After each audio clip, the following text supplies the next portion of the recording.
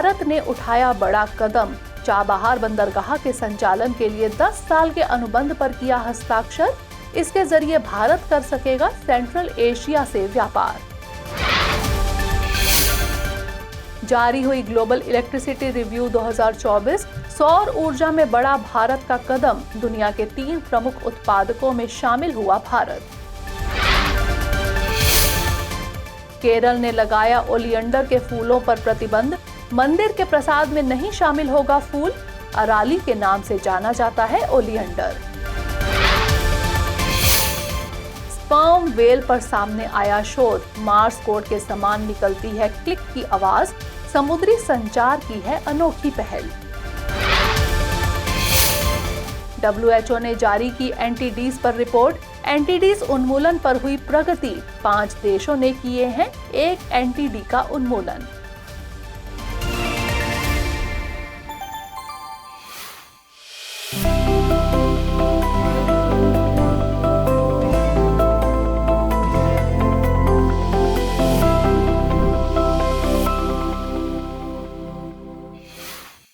हाल ही में supreme court ने अरावली पारिस्थितिकी तंत्र की सुरक्षा के लिए 4 राज्यों में नए खनन पट्टों पर रोक लगा दी है। इन राज्यों में गुजरात, राजस्थान, हरियाणा और दिल्ली शामिल है। हालांकि सुप्रीम कोर्ट का आदेश मौजूदा खनन कार्यों को प्रभावित नहीं करेगा। बता दें कि अरावली श्रृंखला विश्व की सबसे पुरानी वलित पर्वत श्रृंखला है, जो भारत के उत्तर पश्चिमी भाग में स्थित है और यह भारतीय प्रायद्वीप की सबसे पुरानी पहाड़ी श्रृंखला में से एक है। साथ ही यह प्राचीनतम धरोहर, प्राकृतिक सौंदर्य और ऐतिहासिक महत्व के लिए प्रसिद्ध है। वहीं यह प्रायद्वीप के उत्तर पश्चिमी हिस्से को प्राकृतिक रूप से विभाजित करती है। इसकी सबसे ऊंची चोटी गुरु शिखर माउंट आबू में स्थित है, जो करीब 1722 मीटर की ऊंचाई पर स्थित है। इसका विस्तार करीब 692 किलोमीटर की लंबाई में गुजरात से दिल्ली तक है, जहां इसका लगभग 80% विस्तार राजस्थान में है। इसकी औसत ऊंचाई करीब लगभग 930 मीटर है। यह बाना, लूनी, साखी एवं साबरमती जैसी नदियों का उद्गम स्थल भी है। वहीं इस श्रृंखला में प्राकृतिक संसाधनों एवं खनिज का भंडार पाया जाता है। इसके अलावा यह रेंज कई प्राचीन मंदिर, गुफाएं, किले और धरोहरों के लिए भी प्रसिद्ध है। जानकारी के लिए बता दें कि अरावली रेंज का अधिकांश हिस्सा पर्यटन स्थलों के लिए प्रसिद्ध है। हाल ही में भारत और ईरान ने चाबहार बंदरगाह के संचालन के लिए 10 साल के अनुबंध पर हस्ताक्षर किए हैं। इस दीर्घकालिक समझौते पर इंडियन पोर्ट्स ग्लोबल लिमिटेड और ईरान के पोर्ट एंड मैरीटाइम ऑर्गेनाइजेशन के बीच हस्ताक्षर किए गए। यह समझौता शाहिद बेहेश्ती टर्मिनल के संचालन को सक्षम बनाएगा। वहीं यह समझौता 1 साल के उन अनुबंधों की जगह लेता है जिन पर अब तक बंदरगाह को चालू रखने के लिए हस्ताक्षर किए जा रहे थे। भारत ने चाबहार के बुनियादी ढांचे में सुधार पर भी बल दिया है, जिसके लिए पारस्परिक रूप से पहचानी गई परियोजनाओं के लिए $250 मिलियन का क्रेडिट विंडो पेश किया है।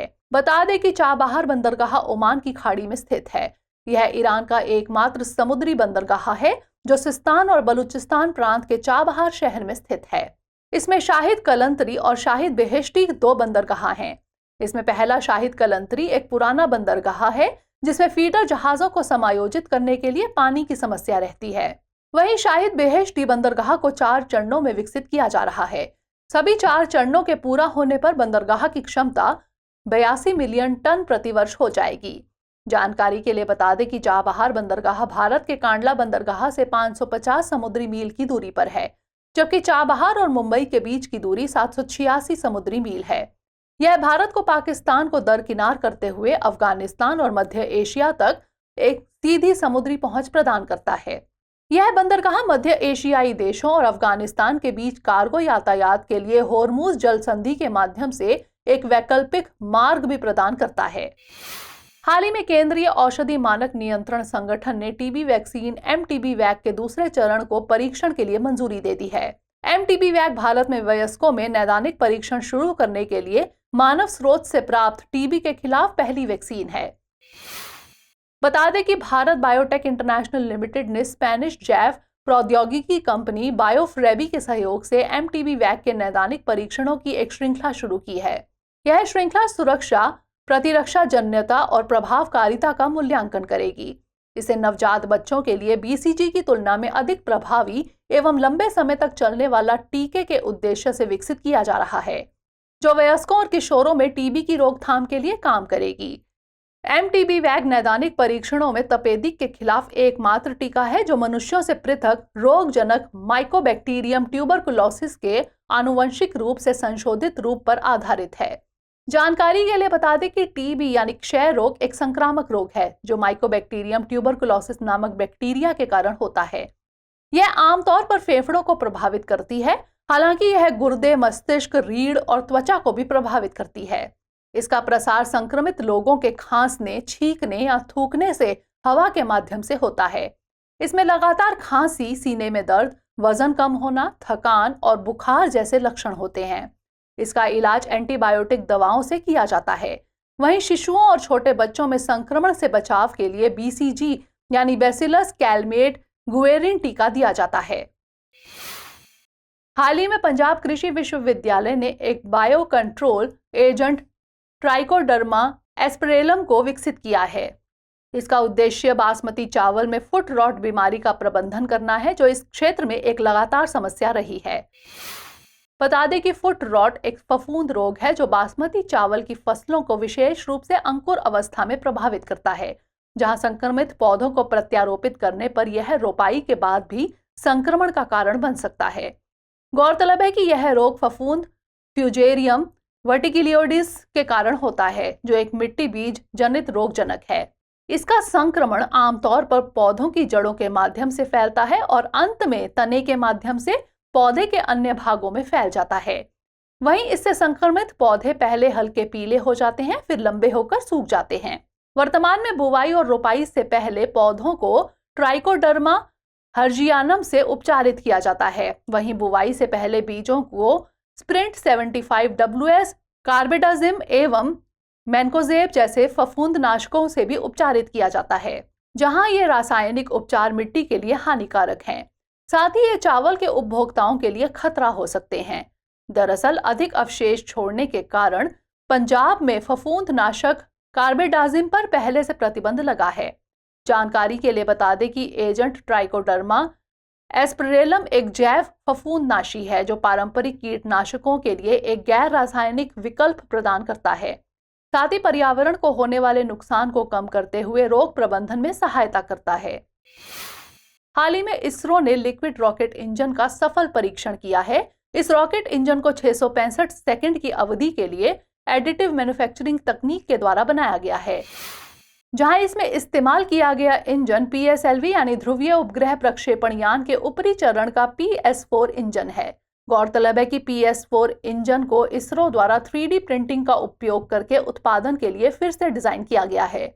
इसको बनाने की प्रक्रिया में लेजर पाउडर बेड फ्यूजन तकनीक का उपयोग किया गया है। दरअसल लेजर पाउडर बेड फ्यूजन एक धातु 3D प्रिंटिंग तकनीक है जो एक लेजर धातु के कणों को चुनिंदा रूप से पिघलाता है और एक साथ जोड़ता है, जिससे परत दर परत एक 3D ऑब्जेक्ट बनता है। वहीं PS4 इंजन ऑक्सीडाइजर के रूप में नाइट्रोजन टेट्रोक्साइड और ईंधन के रूप में मोनोमिथाइल हाइड्राजीन के द्विप्रणोदक के संयोजन का उपयोग करता है। बता दें कि 3D प्रिंटिंग को एडिटिव मैन्युफैक्चरिंग के रूप में भी जाना जाता है। इसमें कंप्यूटर एडिट डिजाइन के आधार पर उत्पादों को वास्तविक त्रि-आयामी वस्तुओं में परिवर्तित किया जाता है। इसका उपयोग धातु या प्लास्टिक के एक टुकड़े को काटने, खोखला करने के लिए किया जाता है।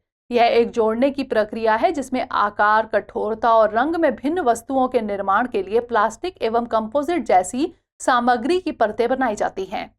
जानकारी के लिए बता दें कि एडिटिव मैन्युफैक्चरिंग डिजिटल विनिर्माण की अगली पीढ़ी है जो कंप्यूटिंग, इलेक्ट्रॉनिक्स, इमेजिंग और AI के उभरते क्षेत्रों की पहचान देता है। इससे बौद्धिक संपदा और निर्यात के अवसर पैदा होंगे।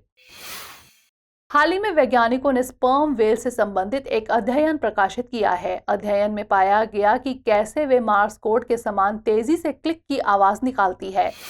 बता दें कि स्पर्म व्हेल सबसे बड़ी दांतेदार वाली व्हेल है जो अपने विशाल आकार और विशिष्ट आकृति के लिए प्रसिद्ध है।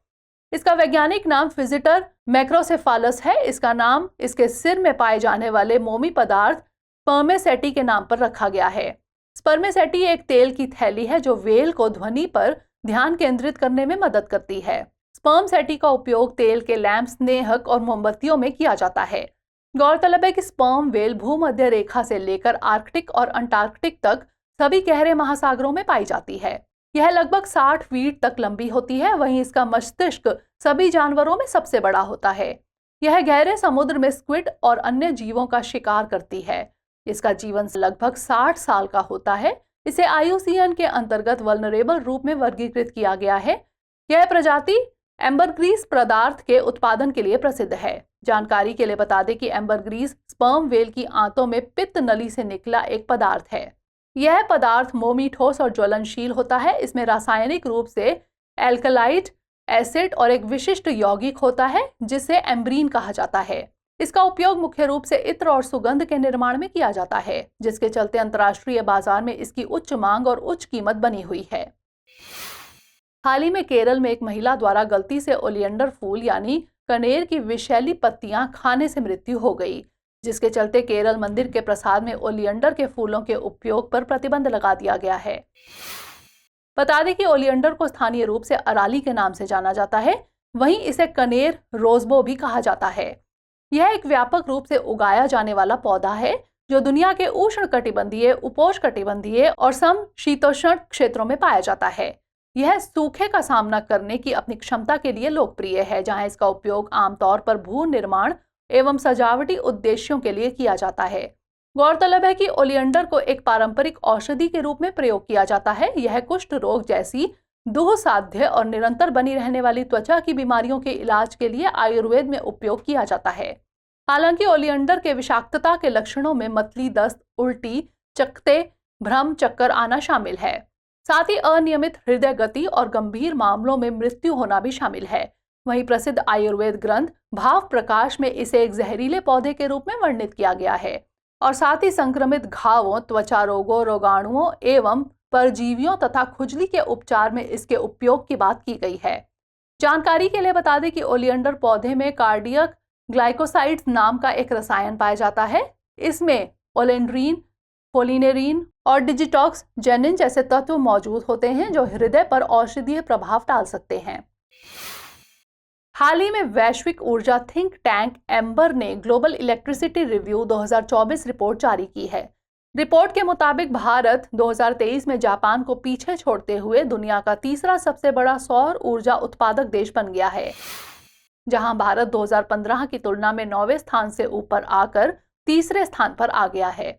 ऐसे में रिपोर्ट की माने तो भारत ने साल 2023 में जापान के 110 बिलियन यूनिट की तुलना में 113 बिलियन यूनिट सौर ऊर्जा का उत्पादन किया है। वहीं स्थापित बिजली क्षमता के मामले में भारत 73 गीगावाट के साथ दुनिया में 5वें स्थान पर है, जबकि जापान 83 गीगावाट के साथ तीसरे स्थान पर है, जिसमें नवीकरणीय और गैर नवीकरणीय ऊर्जा के स्रोत शामिल हैं। वहीं सौर एवं पवन ऊर्जा सहित नवीकरणीय ऊर्जा का वर्ष 2023 में वैश्विक विद्युत उत्पादन में 30% हिस्सा था, जिसमें चीन प्रमुख योगदान करता रहा। बता दें कि चीन वैश्विक स्तर पर सौर ऊर्जा का अग्रणी उत्पादक देश बना हुआ है, जिसने वर्ष 2024 में 584 बिलियन यूनिट सौर ऊर्जा का उत्पादन किया है, जो संयुक्त राज्य अमेरिका, जापान, जर्मनी और भारत के संयुक्त उत्पादन से अधिक है। वर्ष 2023 में वैश्विक सौर ऊर्जा उत्पादन साल 2015 की तुलना में 6 गुना अधिक था, जबकि भारत में यह 17 गुना अधिक था। गौरतलब है कि साल 2015 में भारत की बिजली उत्पादन में सौर ऊर्जा की हिस्सेदारी 0.5% थी, जो वर्ष 2023 में बढ़कर 5.8% हो गई है। जानकारी के लिए बता दें कि सौर ऊर्जा भारत की कुल स्थापित बिजली उत्पादन का 18% है, लेकिन उत्पादित बिजली का केवल करीब 6.66% है, जो क्षमता और वास्तविक उत्पादन के बीच अंतर को दिखाती है। हाल ही में IOM यानी अंतर्राष्ट्रीय प्रवासन संगठन ने विश्व प्रवासन रिपोर्ट 2024 जारी की है। यह रिपोर्ट साल 2000 से हर 2 साल पर IOM द्वारा जारी की जाती है। रिपोर्ट के मुताबिक साल 2000 और 2022 के बीच अंतर्राष्ट्रीय प्रेषण 650% की वृद्धि हुई है, जो 128 बिलियन अमेरिकी डॉलर से 831 बिलियन अमेरिकी डॉलर हो गया। वहीं साल 2022 में भारत, मैक्सिको, चीन, फिलीपींस और फ्रांस शीर्ष 5 प्रेषण प्राप्तकर्ता देश थे। रिपोर्ट के मुताबिक भारत को 2022 में 111 बिलियन अमेरिकी डॉलर से अधिक का प्रेषण प्राप्त हुआ, जो दुनिया में सबसे बड़ा है। ऐसे में रिपोर्ट की माने तो भारत दुनिया में सबसे बड़ी संख्या में अंतर्राष्ट्रीय प्रवासियों का मूल स्थान भी है, जिसमें बड़ी संख्या में प्रवासी संयुक्त अरब अमीरात, अमेरिका और सऊदी अरब जैसे देशों में रहते हैं। पाकिस्तान और बांग्लादेश, जो 2022 में छठे और 8वें सबसे बड़े अंतर्राष्ट्रीय प्रेषण प्राप्तकर्ता थे, इनकी आबादी का एक बड़ा हिस्सा प्रवासी श्रमिकों के रूप में विदेशों में रह रहा है। बता दें कि दक्षिणी एशिया को वैश्विक स्तर पर प्रेषण का सबसे बड़ा प्रवाह प्राप्त होता है। दक्षिणी एशिया के 3 देश भारत, पाकिस्तान और बांग्लादेश दुनिया में अंतर्राष्ट्रीय प्रेषण के शीर्ष 10 प्राप्तकर्ताओं में से एक है, जो उप क्षेत्र से श्रम प्रवास के महत्व को रेखांकित करते हैं। जानकारी के लिए बता दें कि अंतर्राष्ट्रीय प्रवासन संगठन प्रवासन के क्षेत्र में काम करने वाला संयुक्त राष्ट्र से संबंधित संगठन है। संगठन आंतरिक रूप से विस्थापित व्यक्तियों, शरणार्थियों और प्रवासी श्रमिकों सहित प्रवासियों के लिए परिचालन सहायता कार्यक्रम लागू करता है। इसका मुख्यालय जिनेवा में स्थित है। हाल ही में विश्व स्वास्थ्य संगठन ने एनटीडीज यानी उपेक्षित उष्णकटिबंधीय रोगों पर वैश्विक रिपोर्ट 2024 जारी की है। इसमें एनटीडीज उन्मूलन के लिए 2030 रोड मैप की दिशा में प्रगति पर जोर दिया गया है।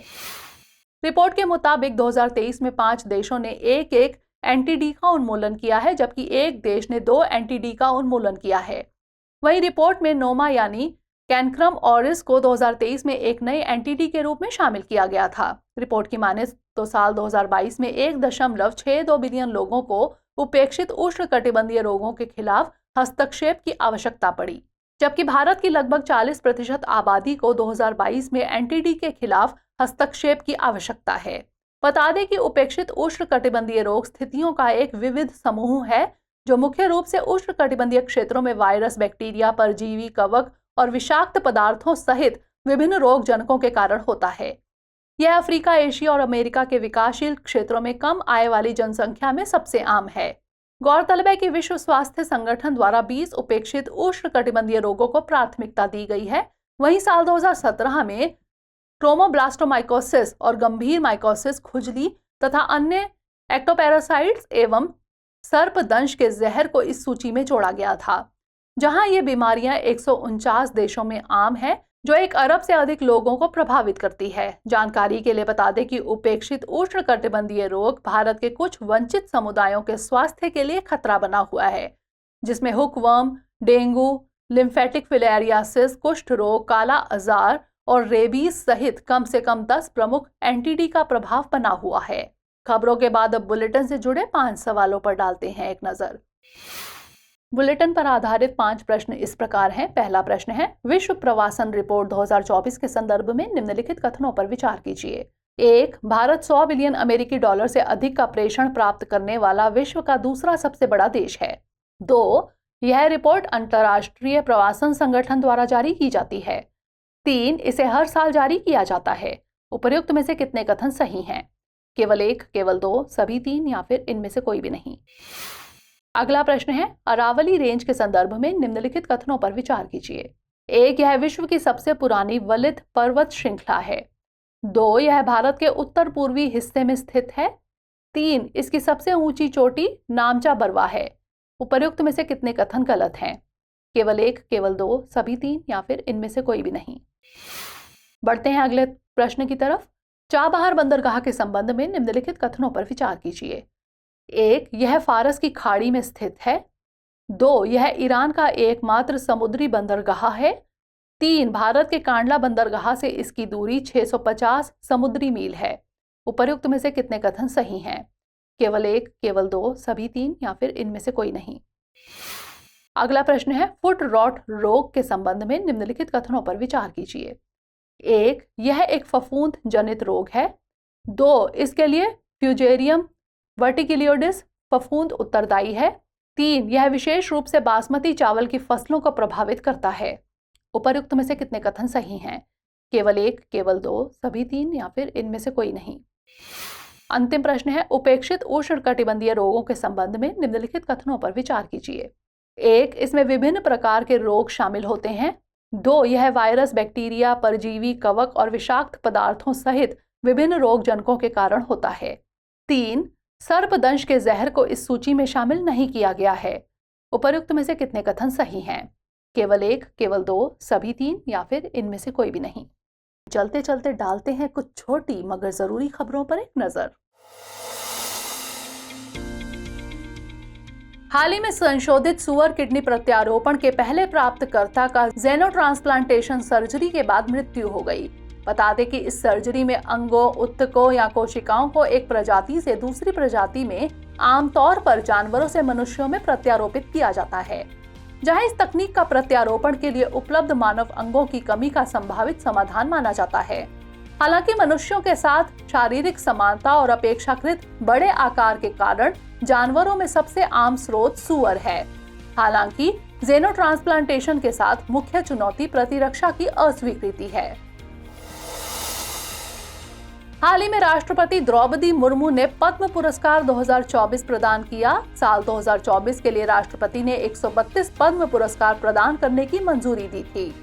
इसमें 5 पद्म विभूषण, 17 पद्म भूषण और 110 पद्मश्री पुरस्कार शामिल हैं।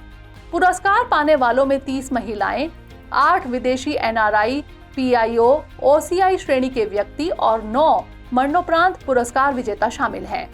बता दें कि पद्म पुरस्कारों की घोषणा हर साल गणतंत्र दिवस के अवसर पर की जाती है। साल 1954 में स्थापित यह भारत के सर्वोच्च नागरिक सम्मानों में से एक है। यह पुरस्कार 3 श्रेणियों में दिया जाता है। इनमें पद्म विभूषण सर्वोच्च पुरस्कार है, इसके बाद पद्म भूषण और पद्मश्री है। हाल ही में मेडिटेक्स टेकथॉन 2024 का नई दिल्ली में शुभारंभ किया गया। इसका शुभारंभ फार्मास्यूटिकल्स विभाग और भारतीय उद्योग परिसंघ के सहयोग से किया गया। बता दें कि इसे भारत के बढ़ते मेडटेक क्षेत्र को बढ़ावा देने के लिए डिजाइन किया गया है। इसका मकसद शीर्ष उद्योगपतियों, नीति निर्माताओं और विशेषज्ञों के साथ परामर्श के माध्यम से महत्वपूर्ण चुनौतियों का समाधान करना है। साथ ही घरेलू विनिर्माण को बढ़ावा देना और आयात निर्भरता को कम करना है, जिससे भारत को चिकित्सा तकनीकी में वैश्विक अग्रणी रूप में स्थापित किया जा सके। स्टैकाथॉन 8 केंद्रित समूहों पर बातचीत करेगा। इसमें cancer therapy, imaging, critical care, सहायक चिकित्सा उपकरण, शारीरिक प्रत्यारोपण, सर्जिकल उपकरण और अस्पताल उपकरण, उपभोग्य वस्तुएं और डिस्पोजेबल और विट्रो डायग्नोस्टिक डिवाइस आदि शामिल हैं। हाल ही में संयुक्त सैन्य अभ्यास शक्ति के 7वें संस्करण की शुरुआत की गई। इसका आयोजन भारत, फ्रांस के मध्य मेघालय में किया जा रहा है। इसका आयोजन 13 से 26 मई 2024 तक किया जाएगा। यह एक द्विवार्षिक प्रशिक्षण कार्यक्रम है जो बारी बारी से भारत और फ्रांस में आयोजित किया जाता है। इसका पिछला संस्करण नवंबर 2021 में फ्रांस में आयोजित किया गया था। इसका उद्देश्य पारंपरिक परिदृश्य में विविध क्षेत्रों में संचालन के लिए दोनों पक्षों की संयुक्त सैन्य क्षमता को बढ़ाना है। वहीं इस अभ्यास में अर्ध शहरी और पहाड़ी इलाकों में संचालनों पर ध्यान केंद्रित किया जाएगा। हाल ही में राष्ट्रपति श्रीमती द्रौपदी मुर्मू ने पूर्व राष्ट्रपति फखरुद्दीन अली अहमद की जयंती पर श्रद्धांजलि अर्पित की। फखरुद्दीन अली अहमद भारत के 5वें राष्ट्रपति थे। उन्होंने 1974 से 1977 तक इस पद पर कार्य किया। वे असम राज्य से थे और कांग्रेस पार्टी के एक प्रमुख सदस्य थे। उनका कार्यकाल उस समय के दौरान आया जब इंदिरा गांधी प्रधानमंत्री थी और भारत में आपातकाल लगाया गया था। उनके राष्ट्रपति बनने से पहले वे विभिन्न मंत्री पदों पर भी रह चुके थे और संसद के सदस्य भी रहे। वे पहले भारतीय राष्ट्रपति थे जिनकी मृत्यु राष्ट्रपति कार्यकाल के दौरान हुई थी। हाल ही में लेखक रस्किन बॉन्ड को सर्वोच्च सम्मान साहित्य अकादमी फेलोशिप से सम्मानित किया गया। साहित्य अकादमी फेलोशिप भारत के साहित्य अकादमी द्वारा दी जाने वाली सबसे प्रतिष्ठित मान्यताओं में से एक है। वहीं यह भारतीय साहित्यिक जगत के सर्वोच्च सम्मानों में से एक मानी जाती है और इसे उन विशेष साहित्यकारों को प्रदान किया गया है जिन्होंने अपने उत्कृष्ट साहित्यिक योगदान के द्वारा भारतीय साहित्यिक संस्कृति को समृद्ध किया है। फेलोशिप प्राप्तकर्ता को एक सम्मान पत्र के साथ साथ एक मानद धनराशि भी प्रदान की जाती है। यह सम्मान भारतीय साहित्य में एक उच्च स्थान प्रदान करता है। फेलोशिप प्राप्त करने वाले व्यक्तियों को साहित्य अकादमी फेलो के रूप में जाना जाता है। हाल ही में रामचरितमानस, पंचतंत्र और सहृदय लोकलोकन को यूनेस्को की memory of the world Asia Pacific regional register में शामिल किया गया है। इंदिरा गांधी राष्ट्रीय कला केंद्र ने memory of the world committee for Asia and the Pacific की 10वीं बैठक के दौरान शामिल किया। यह पहली बार है जब इंदिरा गांधी राष्ट्रीय कला केंद्र ने साल 2008 में अपनी स्थापना के बाद से रीजनल रजिस्टर में अपना नामांकन दर्ज किया है। मेमोरी ऑफ द वर्ल्ड कार्यक्रम साल 1992 में यूनेस्को द्वारा शुरू की गई एक वैश्विक पहल है। यह महत्वपूर्ण दस्तावेजी विरासत को संरक्षण प्रदान करती है। बता दें कि एशिया प्रशांत क्षेत्र में memory of the world committee for Asia and the Pacific नामक एक विशिष्ट शाखा की स्थापना वर्ष 1998 में की गई थी।